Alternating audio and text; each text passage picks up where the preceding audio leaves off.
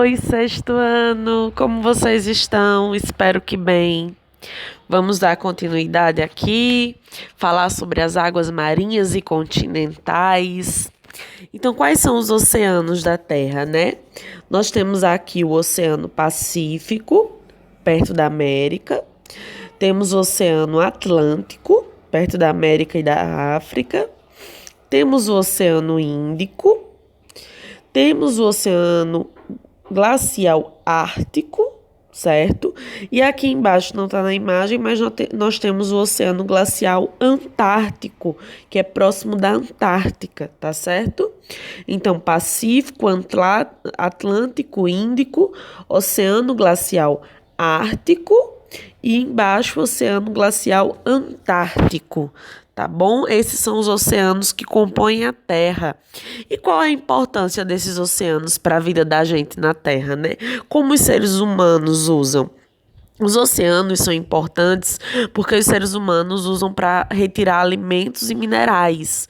Também propicia lazer, é uma via de transporte para levar pessoas e mercadorias. E a gente sabe que o petróleo a gente tira daí, muitos alimentos são pescados no oceano. Então, os humanos precisam muito dos oceanos. Não dá para beber água porque é salgada, embora muitos lugares já tenham elaborado formas de dessalinizar a água do mar para ela ficar doce, mas ela não fica muito boa para o consumo. Os seres humanos usam para fornecer alimentos, minerais e usam principalmente para o lazer, né? E também para transporte de mercadorias e pessoas, levando de um lugar para o outro. Vocês sabem o que é uma corrente marítima? Uma corrente marítima são movimentos marinhos semelhantes aos da água a rios, só que na água salgada. Por exemplo, o rio ele não corre, os oceanos eles também correm, só que em correntes marítimas que ficam percorrendo os oceanos. E há dois tipos de corrente marítima, a quente e a fria. Então, todas essas imagens que vocês estão vendo, a vermelhinha é a corrente quente e a azul é a corrente fria. Tá certo? Então são correntes marítimas que vão levando as águas dos oceanos para lá e para cá, ao redor do planeta Terra. Tá certo? Essas correntes marítimas levam até o lixo que a gente joga no mar para lá e para cá. Com isso, tem uma área no meio do oceano que já formou uma ilha de lixo, porque as correntes marítimas vão levando para um lugar só. E essa ilha se formou só de lixo. Então, se você pesquisar no Google assim, ilha do lixo no oceano, você vai ver que tem uma ilha coberta de lixo, porque as correntes marítimas vão levando todo o lixo que chega no mar para esse mesmo lugar. E é bem interessante, né, que as águas vão levando para esses lugares. Então, tem a corrente quente e a corrente fria. A gente estudou na semana passada sobre o ciclo da água. Então, como é que se forma a chuva, né?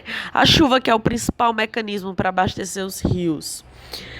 A água evapora do rio, se condensa nas nuvens, a transpiração das árvores, que também se condensam nas nuvens, junta o calor, a umidade, o vento e faz chover.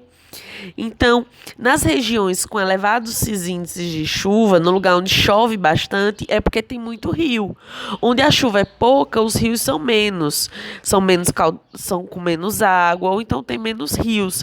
Em algum caso, são rios temporários, né, que só ficam cheios durante o período de chuva. E quando faz calor, os rios desaparecem. Então, quanto mais chuva tem, mais rios por perto tem. Tá certo? É bem legal isso, porque quanto mais rio tem, mais evaporação de água vai ter e mais chuva vai ter, porque mais nuvens cheias de água vão se formar. É um ciclo muito lindo que a natureza faz, né? E aqui, as partes de um rio, né? As partes do rio que compõem o rio são muito importantes. Primeiro, a gente vai ter a nascente, que é o local onde o rio nasce. Vamos ter os afluentes do rio, que são os rios que jogam água dentro do rio principal. Vamos ter os subafluentes, que são os rios que jogam água dentro do afluente. Então, um rio joga água dentro de outro rio, que joga água dentro de outro rio, que vai para o rio principal. Esses são os afluentes e subafluentes. Temos o leito do rio, que é o leito do rio principal, né? E tem a foz do rio, que é onde a foz ou desembocadura, que é onde o rio deposita suas águas. O rio ele pode jogar água dentro de outro rio, o rio ele pode jogar água no mar, no oceano ou num lago, certo? Então a foz é o fim do rio, a desembocadura. Tem a margem direita, a margem esquerda do rio. São as partes que compõem um rio, tá certo? E vamos falar dos lençóis, das águas subterrâneas, né? As águas subterrâneas, que no Brasil nós somos ricos em águas subterrâneas. A gente tem o aquífero Guarani e tem o aquífero Alter do Chão, no norte do Brasil. Então, esse aquífero, que é um reservatório de água subterrânea, como ele se forma? Qual a importância dele? Geralmente ele se forma em locais onde tem uma rocha propícia para armazenar a água da chuva. Então, quando a água da chuva cai nesse local que tem uma rocha dura, junto com calcário e outras coisas, a água ela não cai para dentro da terra, do solo. Ela fica guardada nesse reservatório feito pela própria natureza, formando um grande reservatório de água interno.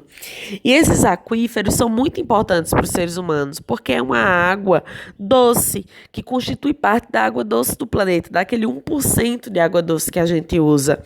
E pode ser utilizada para o consumo. Só tem que ter total cuidado. Para quê? Para não jogar lixo perto dos aquíferos, para a água do chorume, não o chorume, que é a água do lixo, não ir parar dentro do aquífero. E também para não retirar demais, porque senão ele pode se acabar muito rápido, se não chover muito naquele lugar, né? E vocês sabem qual é a diferença de mar e de oceano? Como vocês chamam? Como vocês diferenciam, né?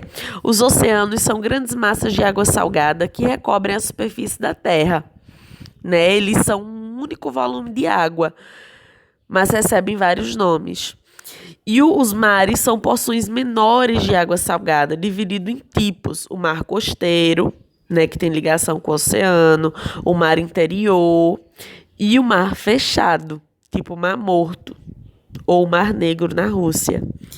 Então, assim, oceanos e mares são quase a mesma coisa, só que os oceanos, eles são a água toda salgada que recobre a superfície da terra. E o mar é aquela porção menor de água salgada que está fazendo uma ligação com o oceano grande, tá certo? Isso daqui é uma bacia hidrográfica, que é importantíssimo para a gente saber o próximo assunto. Então, o que é uma bacia hidrográfica? A bacia hidrográfica, ela é toda essa área, toda essa região, né, composta por a ligação entre os rios. Eu chamo bacia hidrográfica de uma ligação entre rios, porque a bacia hidrográfica vai ter o rio principal e ela vai ter afluentes e subafluentes que jogam água dentro do rio principal, geralmente num vale, e essa água toda vai levando para o rio desembocar em algum lugar. Então, o rio tem sua origem na nascente. Aí ele vai descendo no vale e ele vai recebendo muita água de outros afluentes, de outros subafluentes. Isso é uma bacia hidrográfica. É toda essa ligação e complexo de rios. Por isso, no Brasil, nós temos a maior bacia hidrográfica do mundo, porque o rio Amazonas ele tem mais de 1.000 afluentes. Né? Esses interflúvios são as regiões mais elevadas, que ficam dividindo uma bacia hidrográfica e a outra. E o leito do rio é o espaço ocupado pelas águas do rio, até ele desembocar no mar ou em outros rios. Então, isso daqui é uma bacia hidrográfica e nós vamos ter várias ligações. A bacia hidrográfica do Rio São Francisco e dos seus afluentes. A bacia hidrográfica do Rio Amazonas e dos seus afluentes. Então, o próximo assunto da gente vai ser bacia hidrográfica. Vamos dar só uma pausa porque eu vou fazer uma revisão na próxima semana. Beijo!